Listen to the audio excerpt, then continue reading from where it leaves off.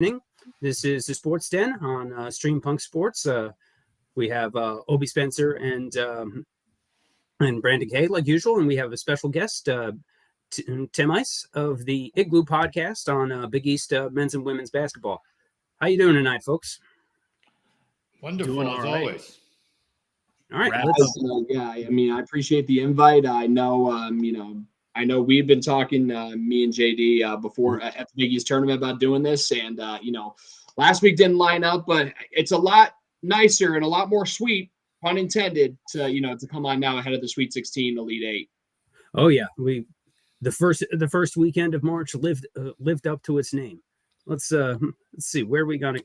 Let's get started with since you're a Big East guy, we'll start with the performance of the Big East teams in the tournament.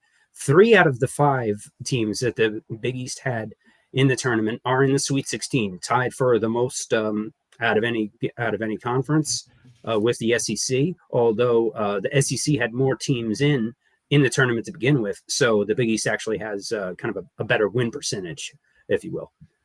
Marquette was a bit of a surprise. But everything else is played out kind of as expected. Or what are your thoughts?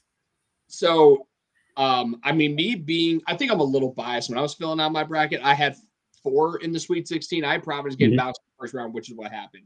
The other 4 got to the second round. Okay, like everyone was expecting it. But I was surprised to see Marquette go down. And again, credit Tom Izzo. He really game planned well, and he stifled Tyler Kolek. 6 turnovers for the Big East Player of the Year. For context, Marquette is a team in the Big East Championship against Xavier in the first round against Vermont. 4 turnovers, 5 turnovers as a team. And Kolek committed 6 turnovers by himself out of the 16 they committed against the Spartans. And, that's the difference between winning and losing sometimes. And, give credit to Michigan State and Tom Izzo. He's a proven winner in March. I know he hasn't won a national championship. And the Big Ten hasn't since 2000. But, there's a reason why Rothstein says January, February, Izzo, because Tom Izzo is really good in March for a reason. And Joey Hauser got a little bit of vindication and revenge against Marquette. He got vilified, him along with his brother Sam, when they transferred out of Marquette, looking like a promising potential top 5 team in 2020 before they left. So for Joey to get payback, that's a big storyline. And then for the rest of the conference, for them to get 3 of those teams to the Sweet 16. First time that the Big East has done that since reconfiguration. After the whole Big East tournament where every session was sold out, the Big East ain't dead. Like last weekend proved that it's not just dead. It is alive and thriving right now. Creighton, new addition in 2013 in the Sweet 16 after crushing Baylor. And it's really funny how 9 years ago in their first year in the Big East, Baylor beat Creighton by 30 in Doug McDermott's last game ever. And it was really funny, though. Ethan Rogge, a senior on that Creighton team, was in attendance. So I can't even imagine how satisfying that must have been for him to watch that in attendance in Denver. And then for Xavier to make it in the first year of the Sean Miller era, another one of those teams that came in with Creighton and Butler in 2013 during the Holcomb reconfiguration. That's got to be really good, too, considering they almost got beat by Kennesaw State, and then they dominated Pitt for the most part. And then UConn. This was a team that Big East play. January came along, and teams were starting to figure them out in the conference.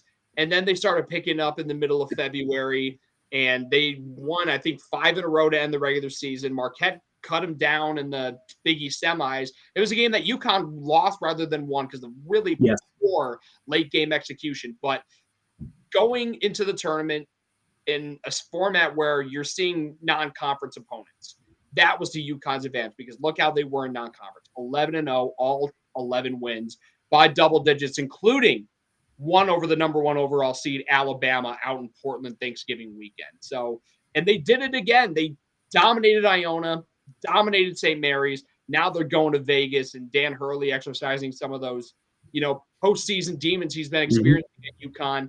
And now with Kansas going down, this could be UConn's region to potentially win. I know Gonzaga and UCLA are below them, but UConn's playing as well as anyone in this tournament right now. Yeah, I believe Brandon had UConn on his bracket. I had Kansas over Marquette in my championship game. There was my Big East bracket, and so that is accordingly up in flames. Now, the Big East is a meat grinder into itself, and especially the tournament with having to win 3 or 4 games in 4 days in order to. So it seems like it takes a lot out of the teams that make it through all that. The teams not named Villanova, at least, that yes, you can make it to the championship at the week at the Garden and raise a trophy on Saturday night, but at the cost of tournament success, because any of the teams except for Villanova that were able to break through and win the Big East title since reconfiguration, I believe all of them have not made it out of the first weekend. And that happened again, surprisingly with Marquette and Kolak having a terrible game at an inopportune time. Do you think that there's something to that the Big East tournament sort of comes at the expense of later tournament success? I say yes and no. It's a fair point because Villanova in 18 and 22, they won the Big East tournament and then went to the Final Four, winning a title in 18. And then the other ones, like you mentioned, Providence, 14 champs, lost in the first round. 15, Villanova got bounced in the second round. Same as 17, where they were a 1 seed, happened again. Seton Hall, listen, they got shafted in 16. Oh. There's no way in hell that a Seton Hall team that just beat the number 5 team in the country in the semis and the number 3 team in the title game. There's no way you can justify making them a 6 seed. Okay, 6 seed, whatever. But sending them to Denver to play Gonzaga with Sabonis and Wilcher, get out of here. Like they were given essentially they were given like lethal injection. Like go have fun going to Denver and getting fed to the wolves. Like I still think it's bogus to this day, and I'm still mad about it 7 years later. I don't blame. You can't really blame me, And then 19 Villanova. I mean, let's be real. That was a down year for the Big East. A lot of balance, but no really strong top tier team. And then Georgetown, that miracle run in 21. I mean, they clearly ran out of gas and then just absolutely got whacked by Colorado. So for Marquette, I say yes for that reason, but also no because of the fact that a lot of this had to do with Marquette's inexperience. It's not inexperience of not being in the tournament before. It's inexperience with not having a single senior on the roster that was playing. That plays a big role in, even Kolek, Prosper, guys who are juniors on the team, they're upperclassmen. They still did not show a lot of poise in this game. And, it came back to bite them because Michigan State had experienced guys, been there, done that. And they obviously, had to have a guy like Tom Izzo to, keep them calm, cool, and collected. And the funny thing is, Jamie Erdahl said that apparently during the last media timeout, Shaka was just giving his team breathing exercises, just relax and handle the last 4 minutes of play.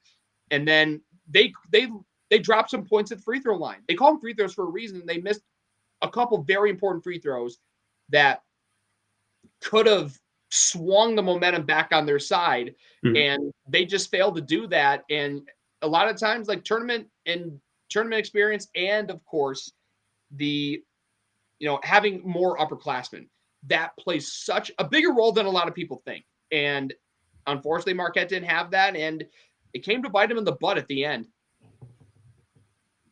Now, does that extra experience definitely has come into play with some seed teams like a third year in a row with a 15 seed upset?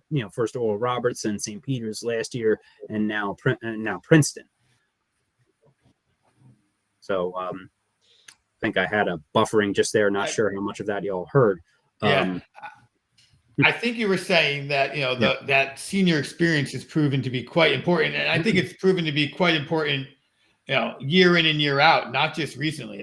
Occasionally, you have you had Connecticut win with its super freshman, but for the most part, we see it all along, and that's been one of Tom Izzo's great strength. I mean, you've mentioned Coach Izzo more than once. I don't remember how long the streak was, but there was a streak. If you played 4 years for Izzo, you made it to the Final Four.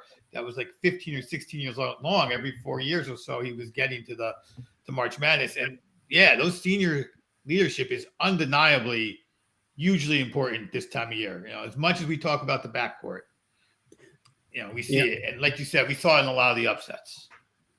Yeah, and I think a lot of experience for some of these younger teams, it's kind of you don't know what you don't know, and playing with house money. So you kind of go in there with little to no expectations, and sometimes you go on a little bit of a run, like we've seen with these lower seeds do, and then that's where it puts pressure on some of these more quote unquote experienced teams that have these upperclassmen that really can, let's, like you guys are saying, calm, cool, and collected, let's get the reins back and take this into control.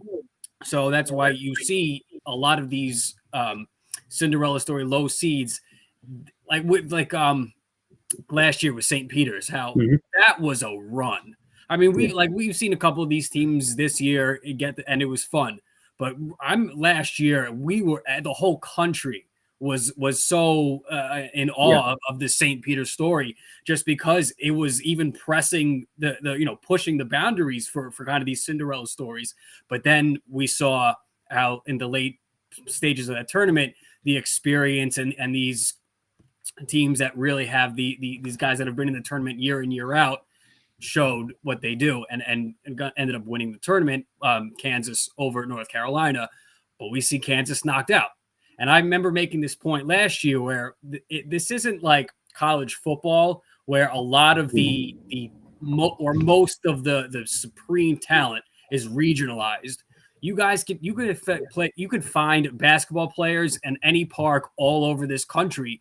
So it's not more likely, but you kind of are more likely to have these lower seeded, more inexperienced teams that aren't in the tournament every year bounce out some of these teams that are expected to go far or that are just coming off a title like Kansas. So that's what we saw in Marquette. I had UConn beating Marquette in the final. So Marquette threw off that whole part of the bracket.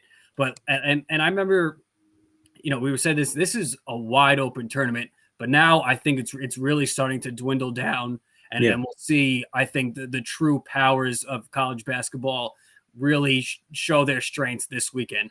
And back to the Izzo point and kind of the experience in overall. You go back to Coach K's teams with Duke back in the late 80s and 90s. You had and even the 2000s where you had these guys that were there 3-4 years. And then the field of college basketball shifted to more of the one and done aspect, and he had to make a major shift. So that's when you started seeing guys like a Kyrie and Zion and R.J. Barrett and Jason Tatum that are only there for a year. Kyrie was only there for 11 games because that's when his injuries and everything already was starting with him. So it's the experience in this tournament over a multiple year basis is so crucial, especially with this one and done situation. Not even that, the whole transfer portal. Yep. Where now guys are going between schools like they're pro athletes, testing free agency. So like I said, these Cinderella stories and these low seeds, it's fun and that the house money. But then that experience sets in with these powerhouse teams, and I think that's what we're going to see coming into these next 2 rounds of the tournament. Yeah. Speaking of regional, let's just give that shout out to New Jersey with Princeton and FDU. Yep. Go Jersey! Back to our regularly scheduled program. One of my favorite facts that I noticed is that you have Fairleigh Dickinson and Princeton combined for 3 NCAA tournament victories this year. St. Peter's had 3 last year. Seton Hall and Rutgers have 3 combined between the 2 of them for the past 20 years. Yeah, that was what I was saying. They were pushing that boundary for Cinderella's story. Yeah, and Fairleigh gave Florida Atlantic a heck of a game. I thought they were going to pull that one off, but it looked like they just got timid at the end. So what are their chances going forward? We have Princeton is playing Creighton. Unfortunately, they run into another one of our Big East squads. Both can both teams can shoot the lights out from 3 when it's on, but as we saw against Baylor, if Creighton is on fire from 3, they can beat anybody in the country.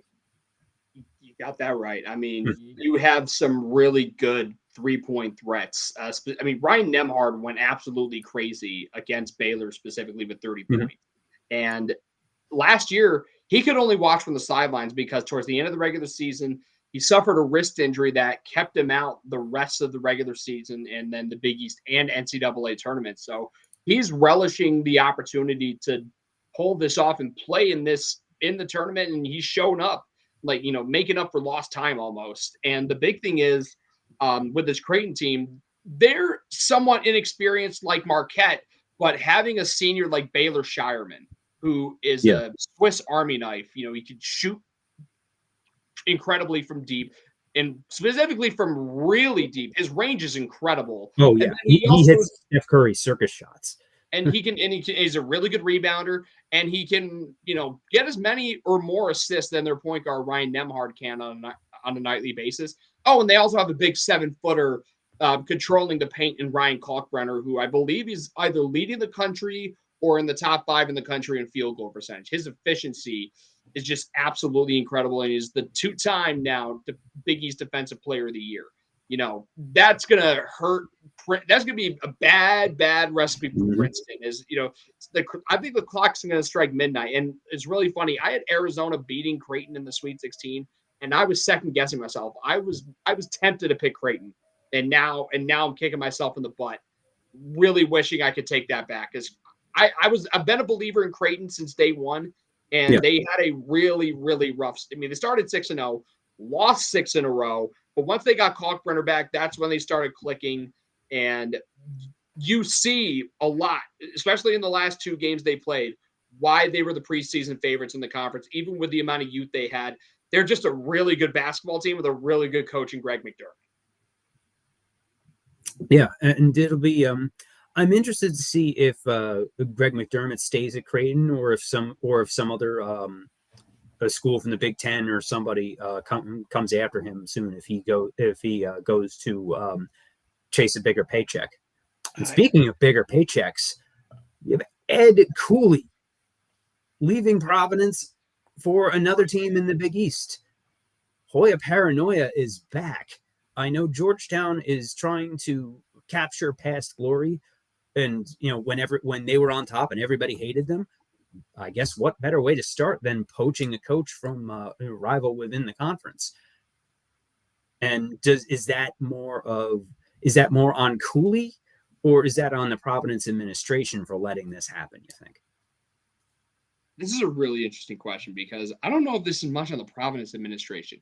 I think that a lot of this has to do with Georgetown's administration, because this isn't the first time that Jack DeGioia has tried to go after a Big East head coach while they're still employed in the Big East. Because back in, I think it was like 6 or 7 years ago, he tried to get Chris Mack from Xavier, which I don't blame him. Chris Mack was on his game in 16, 17, 18, especially when he had that makes sense.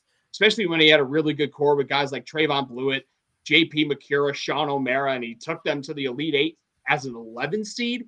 Well, part of that was because Edmund Sumner tore his ACL, and he's been really good with the Brooklyn Nets because when he's fully healthy, that dude's electrifying. And I saw him in college too. He's the same age as I am, and he was a redshirt freshman when I was a sophomore. When he was healthy, there was name another guy in the conference at the time that had as much athleticism as he did. Maybe Chris Dunn, but other than that, nobody. And he tore his ACL, and then Xavier went into a tailspin, picked it up around Big East tournament time, and then as an 11 seed, went all the way to the Elite Eight before they got knocked out by Gonzaga.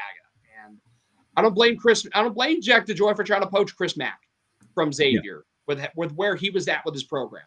But, part of it is on Ed Cooley, but a lot of it's on the Georgetown administration because now this is a precedent that's been set, right? This is the first time a Big East coach has taken a job within the conference at a different school. And I think, Jack DeGioia, as far as I'm concerned, I think he really, I don't want to say he sold out, but he kind of sold his soul to the devil trying to, poach within the conference. And listen, I said this on the Igloo today. Like the $1 Million Man, Ted DiBiase said it best. Everybody's got a price, and apparently Ed Cooley's was $6 million a year over at least 6 years. So that was his price, insane. And he took it. I mean, $6 million is hard to turn down. So I'm not sure what he was. I believe he was in the $4 million range at Providence. I don't know the exact numbers there, but it's a heck of a bump. And I don't know if Cooley thought that where I said that the Providence administration might be an issue is more with like institutional support. If he wanted more money, he wasn't getting any more from Providence.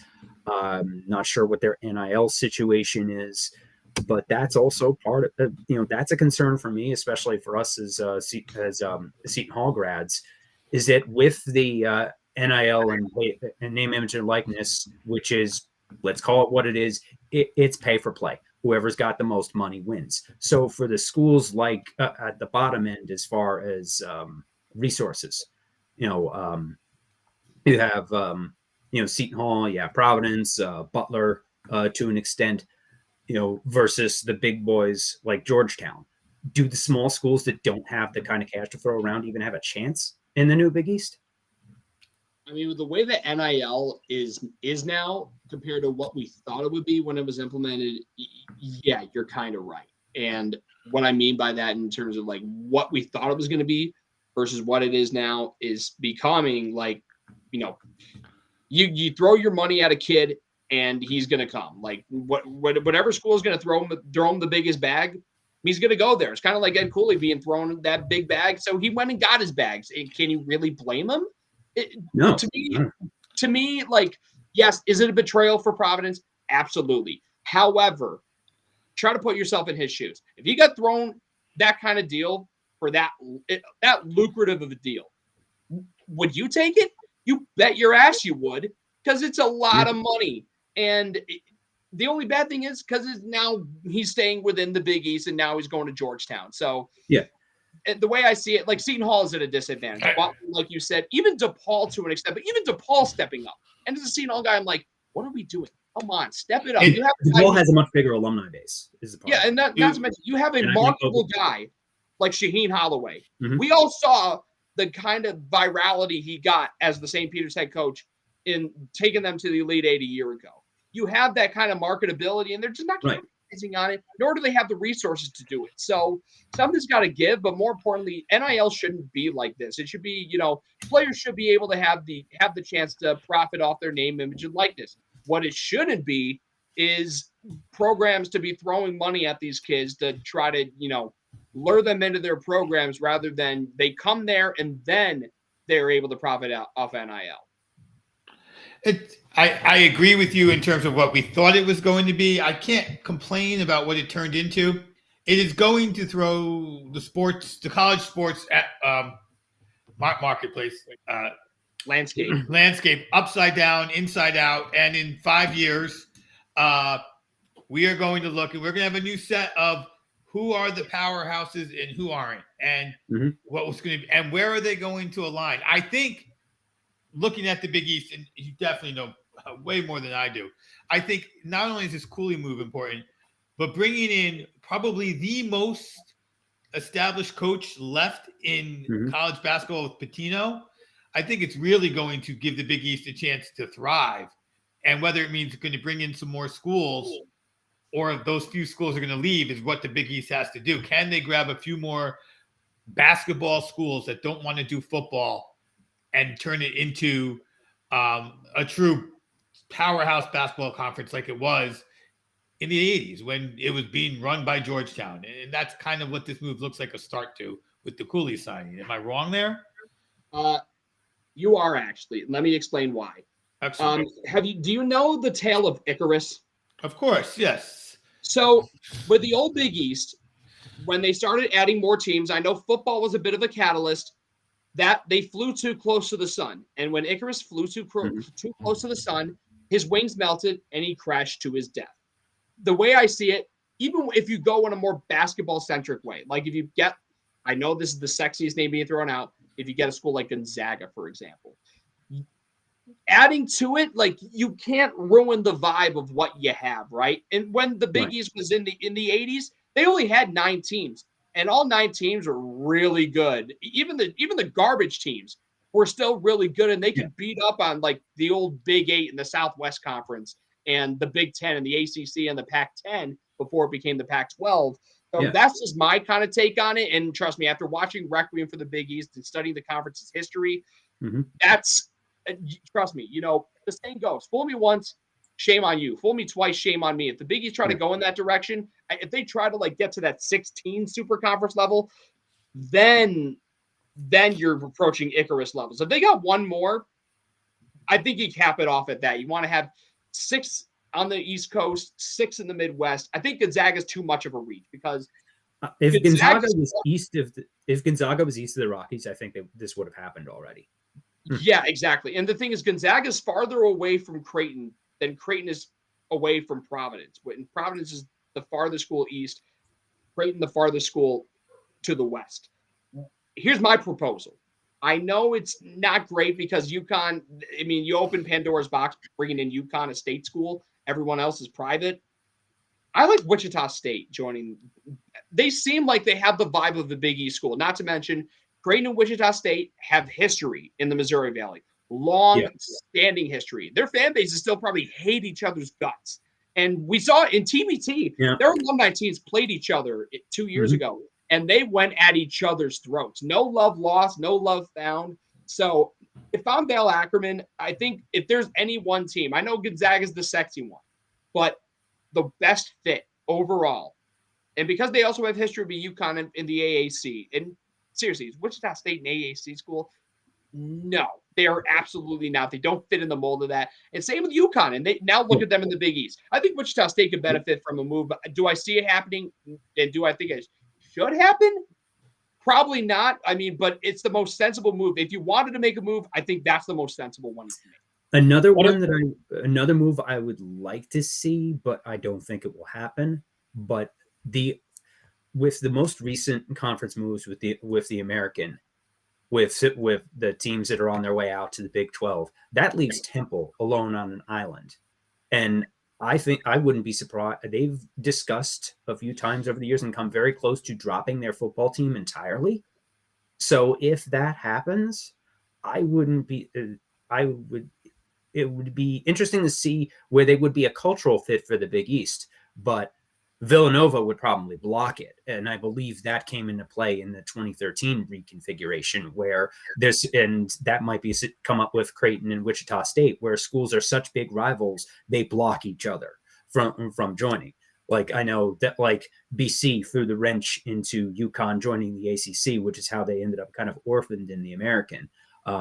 Villanova has fought other Philly Big Five schools from joining the Big East, whether it was St. Joe's and or Temple from the A10.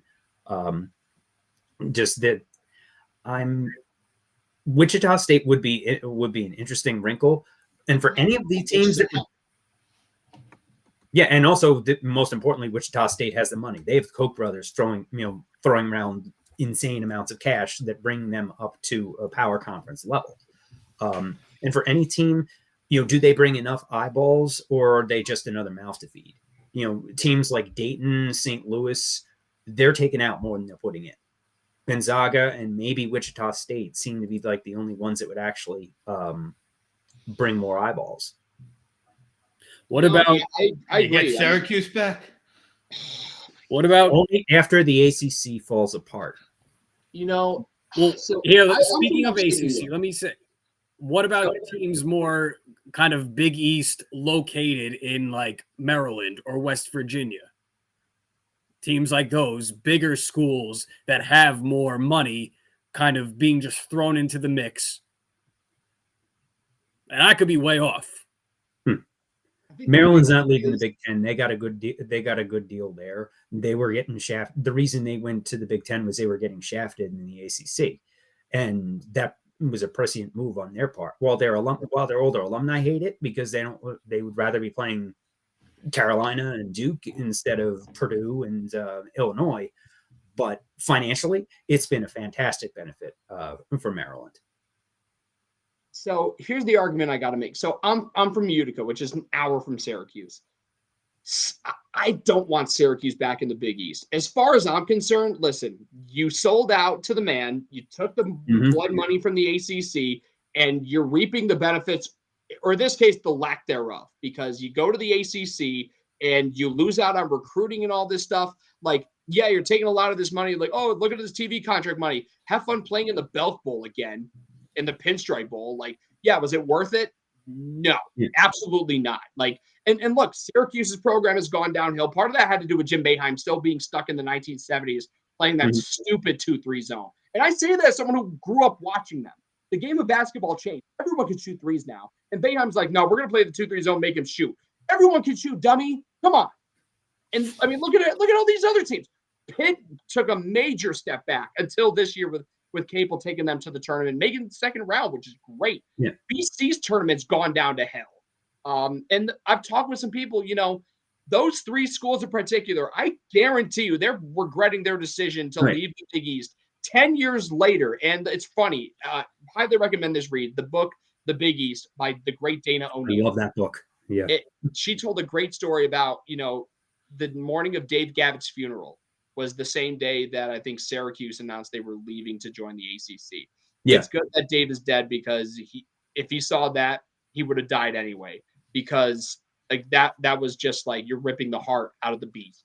And the thing is, I think it's karma, for helping ruin Dave Gavitt's great creation. While football also killed it, you also have the added circumstances with all the original members looking for more money, more exposure in these bigger conferences, and paying the price for it by falling back behind all these other teams and just fading into obscurity because they're not standing out in the Big East like they used to, and now they're just middle of the pack at best in the ACC. And even like Rutgers, for example, they're middle of the pack in the Big Ten, and like we all saw how awful they were until the Peichel kind of turned things around. But football wise, they're still garbage, and that's what happens when you pay the price. You want more money, fine. But I am going to defend the Rutgers move here because in football, as an alum, we were horrible in football except for the brief shining moment with Schiano and Ray Rice, and we were never good in basketball. But what it has done,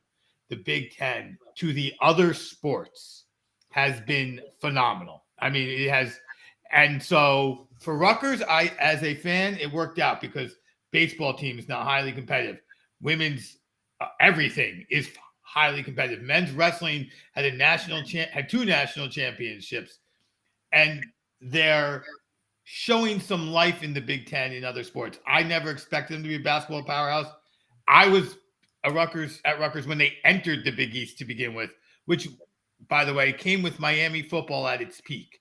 So there was no value in the Big East. They never gained anything in the Big East. They weren't up for the Big East, even up for the Big East challenge at that time. When they moved to the Big Ten, no, we're not going to win football championships against Ohio State and Michigan.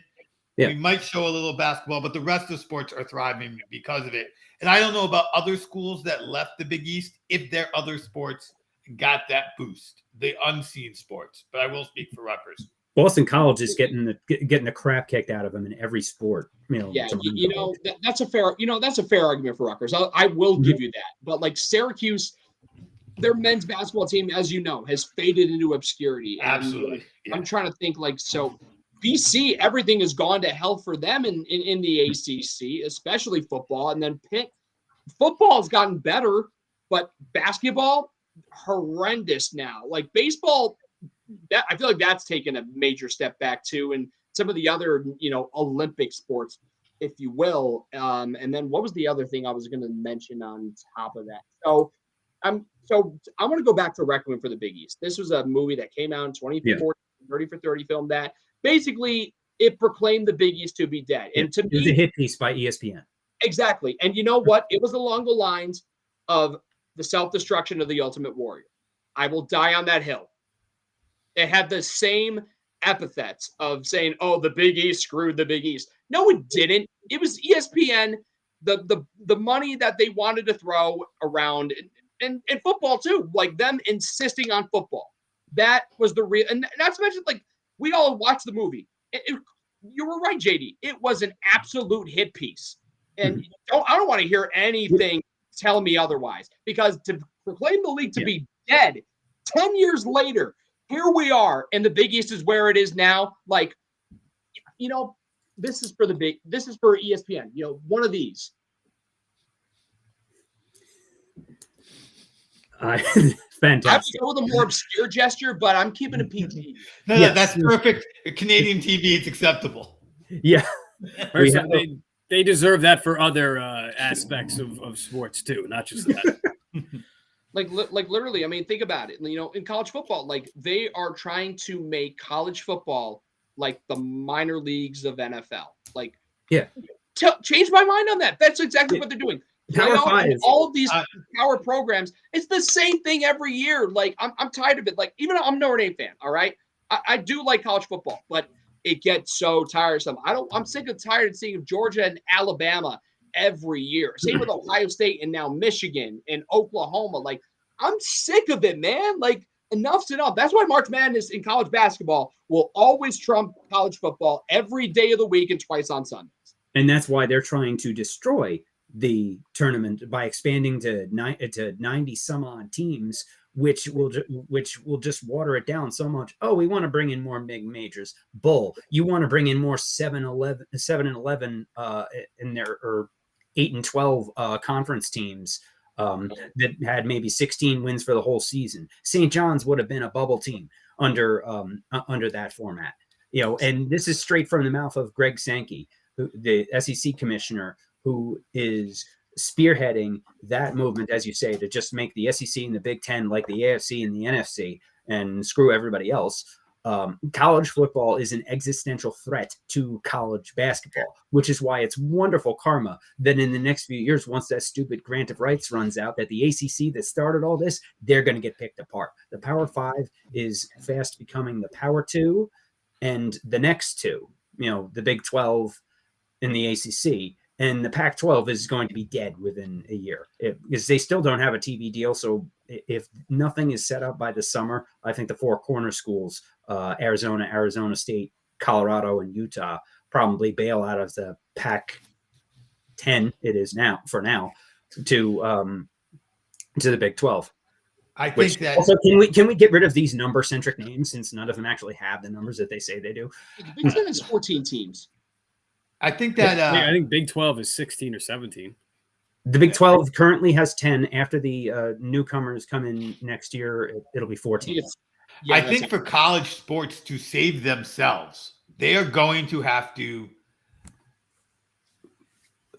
move football out of their conference structure. I mean, I think there's too much money in football for football to exist in the same structure as every other sport, including men's basketball. It's just too extreme. Like, I mean, we talk about this whole Big East conversation we've had. It's been around. First they added football, then teams left to be in football. And it was a great, amazing basketball conference to watch and enjoy. And everything that went wrong, in some way or another, it's going to be tied to either bringing in football money or not. So, yeah, and college football, by the way, is the only sport where it has to kind of be to groom for the next level, because the pro scouts need another 3 years on these guys to make rational judgments, and they're not going to give that up. Basketball can turn into a situation where where guys, we've already seen it. Let the best of the best not go there, and we'll still enjoy the tournament, because honestly, very good basketball is still enjoyable. Very good football is not. Like, it better be great football, or you're not going to enjoy it. Look at this XFL and UF. It doesn't bring the eyes. But very good basketball, even if it's not the cream of the crop, will still bring eyes. And I think that in the end, football is going to have to be its own thing, because you need the best of the best playing there. Go on. Mm-hmm. I think within the next 10 years that the power, however many there are left standing 10 years from now, that those big football conferences will break away entirely from the NCAA and make their own thing. We're already kind of trending in that direction, that the NC2A, as Jerry Tarkanian used to call them. And shout out to Jerry Tarkanian. He was ahead of his time, decades ahead, for calling the NC2A out on their hypocritical garbage, which led us to this point. So I want to add another point, by the way, and you make a great point about, how stupid it would be to expand this tournament field to 96. As great as the tournament is, do you realize how horrible of an idea is to expand to 96? Think about this. If you expand the bubble, right? Have y'all watched the NIT and seen some of these teams that were on the bubble that missed the cut? Yeah. Rutgers, Clemson, even Oklahoma State, even though they won their game, even Michigan stunk. You're trying to tell me Colorado game was rough. You're going to see so many, and I love referencing Twitter terminology, battle of mid. You're going to see way too many of those. Like 68, like we're doing good. But if it ain't broke, don't fix it. 68, you're good at. It's not aesthetically pleasing because the first four, you're like, I don't know about it. But the first four games are at least fun. It's a proper tune-up to get you ready for the actual thing, because you have the nice blend of, two games between bubble teams and then two teams really fighting for their first ever NCAA tournament win as lower conference team, like FDU, Texas Southern, so on and so forth. I also think, and I said this when we were having our pre-show, those first four games for those teams that win those games are invaluable. Like I don't think that same FDU team without one warm-up game, do they beat Purdue? I don't know. I don't think it hurt them. I'm pretty sure it helped them. And we were talking about when Shaka Smart and VCU went on their run. They had that warm-up. I think that is such a great game to play in for those teams.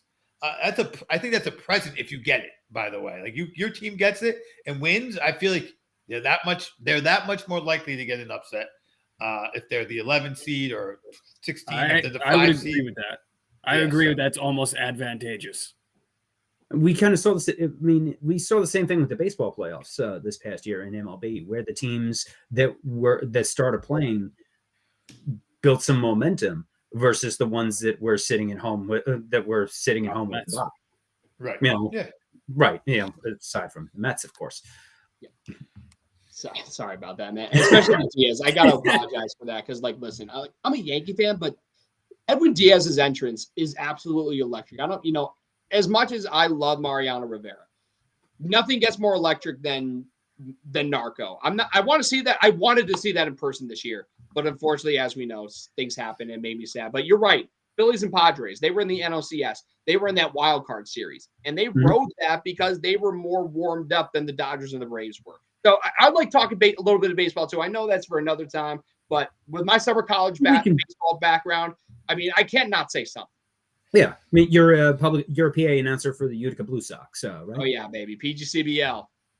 Mm-hmm. I have no idea what you just said. So perfect game collegiate baseball league. Okay. All righty. Our man Kyle probably wants to talk WBC. We know him. Yeah, that's friend of the show and sometimes fill-in contributor that is in the comments right now. Always for baseball, as he says. World Baseball. Have you been watching the World Baseball Classic at all, or just buried in March, so you haven't gotten to it? I have been following along. I know they were showing games on the TV in the media room at the Garden. They were showing. It was Venezuela and Mexico.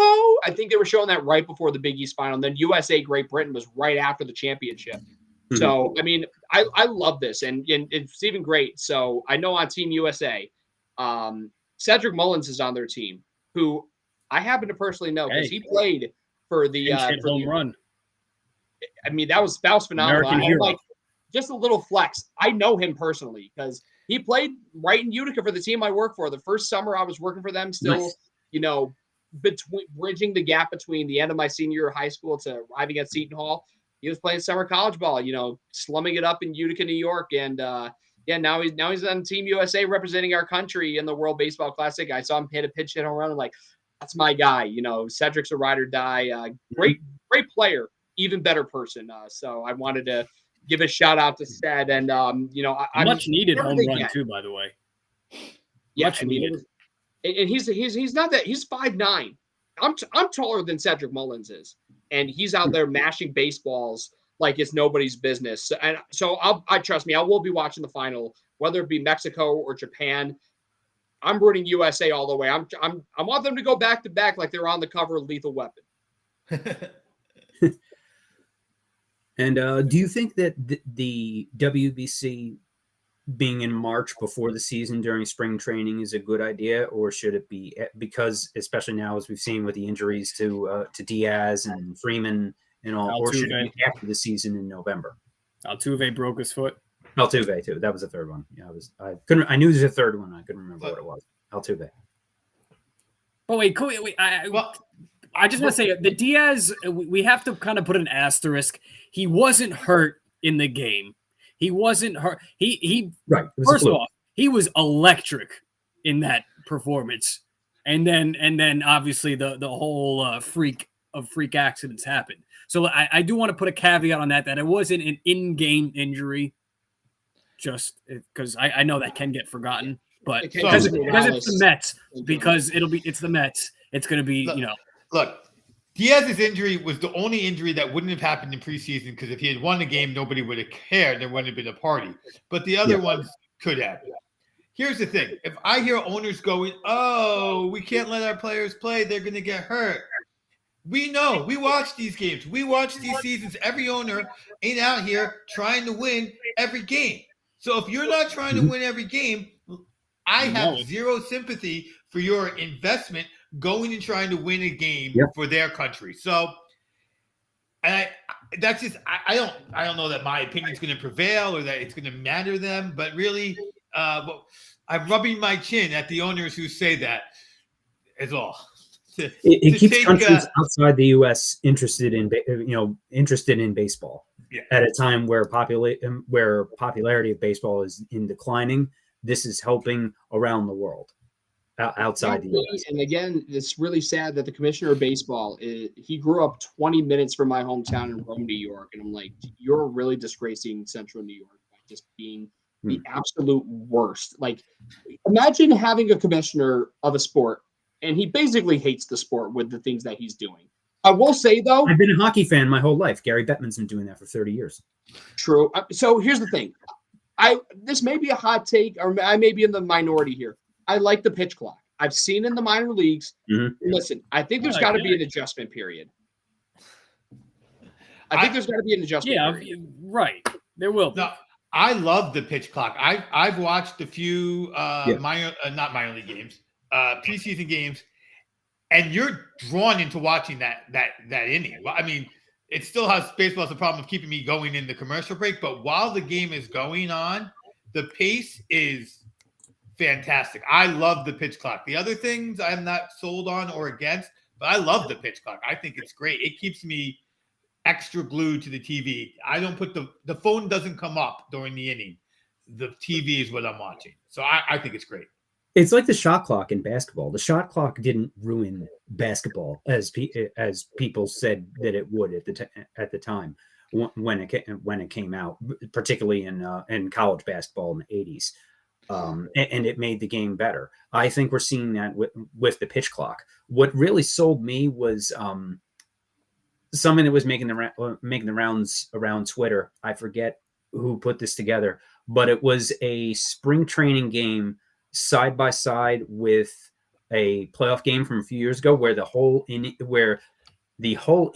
in the spring training game was done in the 2 minutes that it took to throw one pitch in the playoff game. Exactly. You're just watching. You're watching. Yeah, and just pickoff throws are just something that grinds my gears personally. Like if you throw off the first, step off the bag, batter steps out of the box, walks around, adjusts his glove and all of his other equipment, and then steps back in and does it all over again. Like they should be, and for the batters stepping out of the box and adjusting drives me nuts even more so than the pitcher stall tactics. So having if you want to do it once or twice, like okay, fine, whatever. Yeah. But like you don't need to be throwing you don't need to throw 4, 5, or even 6 times over. Like sure, you may respect him, like he's a fast guy, sure, but like really, do you need to throw that many times over? Like relax. Just relax a little bit. But so it's stupid, man. It's dumb. I want to throw. Baseball players are weird. Jumping on the batters in between pitches, like you cannot convince me that, especially if you just stand there and take a strike, that your whole jersey and everything just got all out of whack, that you got to reset and do everything again. You should only be allowed to even reset something if you swing the bat. If you take a pitch in any way, you can just stand there and wait. That's it. You're not allowed to do anything. I blame all this You on didn't do Nomar. anything, so what do you need to readjust? Nomar and the Red Sox in general. Nomar, Poppy, all of them. That's how we ended up with 4.5 hour games. I love him, but David Wright. Oh my God! Every single time, the gloves and the helmet, and then every time. If you take a pitch in any sense, you are not allowed to readjust. You have to just stand there and wait for the next pitch. Only if you swing are you allowed, or completely like you have to jump out of the box because you're almost going to get beamed in the head, like most Mets are, by the way. You saw Starling Marte the other night. Yeah. So again, because I've seen up close and personal between summer college ball and obviously seeing the baseball guys in college at Seton Hall.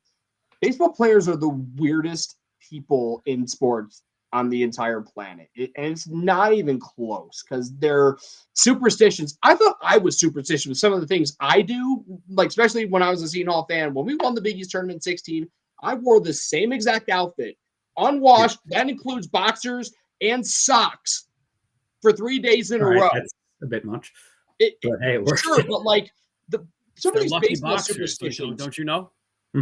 Some of these baseball superstitions are just like weirder because they're more frequent. Like they have a different superstition for every single thing they do.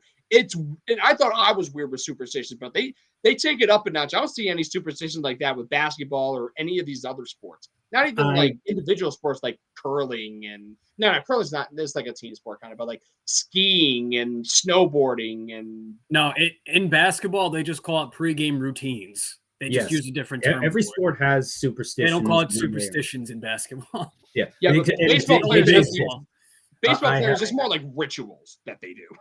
Yeah, baseball players do it between innings, between at bats. Like basketball players, football players, they do what they do maybe twice, first half and halftime, before the game and halftime. Baseball players, they do it 9 times, if not every at bat. Like baseball players are more ritualistic than others. That just makes me for some. That just makes me think of the scene from Major League when Serrano wants to sacrifice a chicken. What do we do? Here you go, 1 chicken with KFC bucket. Oh my God! Well, he has the whole little. Yeah, I mean exactly. I mean that's what that is all based on, right? I mean that is, or the lucky underwear that they share. The lucky jock strap. That's a good one. Yeah. Oh my God. You have no. Oh, that's a. So here's the thing. I have a take on Major League and Major League 2 specifically. Major League overall, the original is the better movie. The better one-liners came in Major League 2.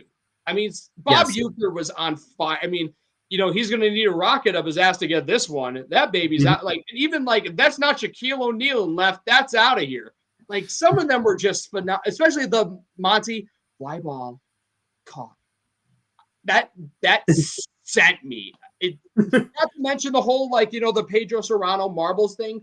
I'm 99% sure that's where Sam Cassell got his thing from. Sam Cassell, what thing? I mean, I know I know that one, but I'm not. Yeah, so Sam Cassell was an NBA player. Like I think he played for like the Rockets. He won a ring with Olajuwon. He was on the Bucks. I'm pretty sure he was on the Timberwolves the year they were a 1 seed, and he made these big shots. And when he would make them, he would do the whole, big. You have no marbles. Yeah. So and like Sam Cassell was the guy. Like Serrano may have started it, but Sam Cassell made it mainstream like 10 years later. And I'm 99% sure that's where he got it from. And I don't want to, I need to get to the bottom of it. We need answers. Yeah. We need answers. We need him now, Sam Cassell. We need him now. We need a tell-all. Yeah. I'll get a hold of him somehow, some way. We got that player from the Giants. Parkman? No, not those Giants. You're right. You're right. I never thought of it like that because the first one is a better movie, but absolutely. But I quote the major. Kyle and I go back and forth on Major League quotes a lot, and most of the one-liners are from Major League too. Hayes takes a swing at Vaughn, and why not? Everyone else in the league does. Like, I don't know why. I have a weird. I wasn't even trying to sound like Bob Uecker there, but like that guy is a living legend. I'm convinced that Gary, Keefe, and Ron are passing around a bottle of Jack in between them, like Uecker is in the movies, because you have to in order to watch 162 Mets games a year. Keith definitely is. Yeah. It's as a Yankee fan again. I envy you Mets fans that you have the best TV booth in all of Major League Baseball by a wide margin. It's like it's not even close. Like, don't get me wrong. I generally speaking, I like Michael Kay. I don't love him. I respect him. He's good. Meredith Morakovitz on doing the reports on the field. She's really good at what she does. And then I like Paul O'Neill. John Flaherty. Obviously, I miss Ken Singleton on a permanent basis. Mm-hmm. But I mean, the Mets. I mean, name a better trio than GKR. You can't. No. Yeah. The Yankees, and I've said this on our shows multiple times, and I'll tell you, in every aspect of their existence, the Yankees are like a business corporation, very buttoned up, suit and ties, very, very kind of almost, I don't want to say almost political, but just very structured and yeah. But then the Mets, I mean, that's like a family barbecue every Sunday. I mean, we just got fun times, good times. Mm-hmm. Uncle Stevie loves everybody. I mean, it's T-shirts and fun times galore and bobbleheads galore. I mean, that's what it is. And it's, I don't know. It's part of why I'm first. I don't like the Yankee. I like some Yankees players, but the organization and fandom as a whole miss me with that. Yeah, you have one of the most valuable franchises in sports, yet you still need to charge your players $9 for Wi-Fi per flight or whatever. That's so stupid, and I feel bad. Like I was a big Rizzo fan before he got to the Yankees, and then I'm like, oh, I love this guy now. And the thing is with like you talk about those promotions, Free Shirt Fridays, the bobbleheads. Like Yankees don't do that. I'm like, yeah, let's do bat day. Let's do hat day. I'm like, no one gives a what about this. Mm-hmm. I almost let it slip. No one cares about hat. And like, I remember one of it was Beanie Baby Day. Like, really? That's what you're going with? I mean, give me a free shirt on every Friday Mets home game all day, every day. And I'm a Yankee fan. Oh, yeah. And this and also it isn't even new where there was a story that I heard floated around. I'm not 100% sure of the accuracy on it, but it is believable, especially now with hearing the Wi-Fi story that's come out, that the Yankees cut their office employees' dental plans in order to pay for Mike Messina's contract extension. Oh, don't get me wrong. I love Moose. Great pitcher. But was it worth that much?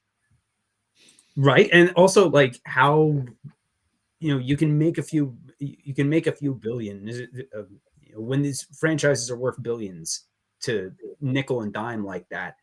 Hal Steinbrenner is like a small market owner that just happens to run the most valuable team in the sport. Not only that, what do like the regional scouts kids braces have to do with Mike Messina? Like, that's messed up. That's messed up. Uncle Stevie wouldn't do that. Right, exactly. But baseball needs 30 Steve Cohens. He's exposing exposing the small market cheapskates for what they are. And if they're crying about profitability or whatever, sell the team to somebody else who can run, who has the money to run. And then everyone wants to blame the Mets for upsetting the apple cart when it shouldn't have been this way to begin with. Yeah. It's Uncle Stevie's fault that the Reds and the A's spend $100 an off season in free agency Yeah, it's our fault as Mets fans. Look, here, at some point, baseball owners stop playing to try to win. They have stopped trying to win, and it's obvious that many of them are pursuing profits over winning because the sport for the owners doesn't reward winning. And that's a problem that the owners face and have to deal with. And so they're getting angry at Stevie for kind of showing that because he's willing to pay, he has his own tax bracket now, right? The Cohen tax as opposed to the luxury tax. And he don't care because he bought a toy and he wants his toy to be shiny. And he didn't buy a business. Yeah. But the thing is, let's not act like all of these owners couldn't have been the one to do that themselves. They just chose to sit back and not do it because they're not fans. They're business people. That's right. They own a business. Steve Cohen owns a toy, right? Like Steve Cohen bought himself a Jeep and now he's hitting it off with all the aftermarket stuff he can to go four-wheel driving. And the rest of the guys have like Land Rovers. They're really nice. And they're just, can the Land Rover appreciate if I leave it on the side? Maybe, I hope, It's a bad example using a car. The Jeep analogy is perfect because anybody I know that I've ever known that had a Jeep, it was in the shop all the time. There's always something breaking on it. So that's a perfect metaphor for the Mets and their injuries. And but the bigger issue, I call Steve Cohen the Iron Bank, like from Game of Thrones. He, all hail Stephen of House City, first of his name, the keeper of the F's. He doesn't give a single one. And he's also the Iron Bank and has all of the money. Amen to that. Each team receives $40 million because of this stuff a year, and they still won't spend it. They'll upgrade their concession stands, or they'll put in a new stupid lighting structure or something. Or they'll buy themselves a new yacht. I mean, they're not even doing that. They're buying themselves a new yacht and then asking the taxpayers to put in the new. Yeah. Could you imagine what loser do you have to be a billionaire? Have $40 million gifted to you, you waste it, and then complain about it. What a loser you have to be. It's kind of like, the meme of the guy who's like, riding the bike and he like puts something in the wheel and if he falls off, he blames something else. That's exactly what those owners are. Mm-hmm. A salary floor. All the talk about salary cap, we need a salary floor in this sport. Yeah, exactly. Like, hey, owners, from the from the lower markets like Oakland and San Diego's a small market. Look what their owners doing. I talked about this. I got into a comment thread on TikTok with this. The Padres, according to Forbes, are anywhere like the 16th or 17th most valuable franchise in baseball. So technically a bottom half franchise. Yet they spend and offer money like they are like the Yankees and the Dodgers and the Astros and these top 5 valuable franchises. It's crazy. I don't know what type of banking system they use, but at least, hey, they're going for it. Well, and don't forget, though, their value is decreased because they're paying all these teams money, all these players money. So that actually goes against their paper value. And also, they do now have a major revenue problem with the Bally's and the rest of the regional sports networks collapsing. That is a major source of revenue of local TV revenue for all of these teams, especially the small market team. So that's so I admit that is a legitimate concern, but that's something that they need to figure out. Ultimately, if these are not like they're all billionaires, you have the money, spend it. And we're getting to the end of this, so let's wrap this up real quick. Tim, what are your Sweet 16 picks for the show? So, in the South, let's start there. I've had Bama going to the final. I'm going to stick with them, and I think the clock's going to strike midnight for Princeton. I got Creighton beating them in Louisville. Going to the Midwest, I got Miami upsetting Houston, which. I had Houston. I had Houston losing in the second round to Auburn in Birmingham. That obviously didn't happen. I just like Miami and Jim Larinaga against Kelvin Sampson here. And then Yeah. Texas was my national championship pick. I'm sticking with them. I think they beat Xavier as much as I hate picking against the Big East. And then I'm taking UConn over the 8th seed Arkansas. And then I got UCLA beating Gonzaga. I know UCLA still without Jalen Clark. And then going out east in the Garden, I got Tennessee beating Florida Atlantic. And then I have the other game was, it was Michigan State, Kansas State. Yeah. I'm going to take Michigan State. And then, so the Final Four, as I have it right now, by the way, I still have 3 of my 4 Final Four teams left. Alabama, Texas, and UConn. And I only have 4 of my 8 Elite 8 teams left. So here's what I'm going to stick with. I'm picking Bama. I'm picking Bama to beat Creighton. I'm taking, I'm going to stick with Texas and UConn. And I'm going to go, I don't know, Michigan State, Tennessee's a toss-up, but I would not be shocked if Tom Izzo knows what to do and gets his team back to the Final Four. But hey, with Tennessee, they were counted out against Duke, and they beat them soundly. So don't count Rick Barnes and company out. He hasn't been to the Final Four since 20 years ago, 2003, with TJ Ford and the Texas Longhorns. But listen, I want to win my bracket pool back-to-back. So I'm sticking with my guns, hook 'em horns to the title. Nice. Alrighty. And where can we find you when you're not here with us? Well, listen, I have this tradition on the Igloo, the March Marathon, where I've had a new episode every single day in the month of March, which includes obviously covering the women's and men's Big East tournaments in person at Mohegan Sun and the Garden, respectively. Yeah. So I have a link on my Instagram and my Twitter at the Real Timmy Ice is where to follow me there, and my link tree takes you to my podcast links to wherever you get your podcast, whether it be Spotify, Apple Podcasts, Google Podcasts, and Anchor. Those are probably the most popular platforms. I know Spotify is extremely common because I know that's where a lot of y'all, stream your music and all that. And obviously podcasts are on there too. So Spotify's your number one option. Good news for you. The Igloo's on there for you to tune in for all of your Big East hoops coverage. And that's what I try to separate myself with.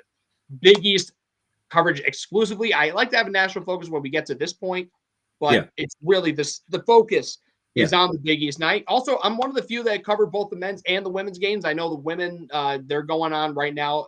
By the way, if you're not tuning in right now, turn on ESPNU because the best player in the country is on right now, Maddie Seegers from Villanova, the Kipsy Zone, best scorer in the country. You might want to get your TV on now because he probably has 20 points already.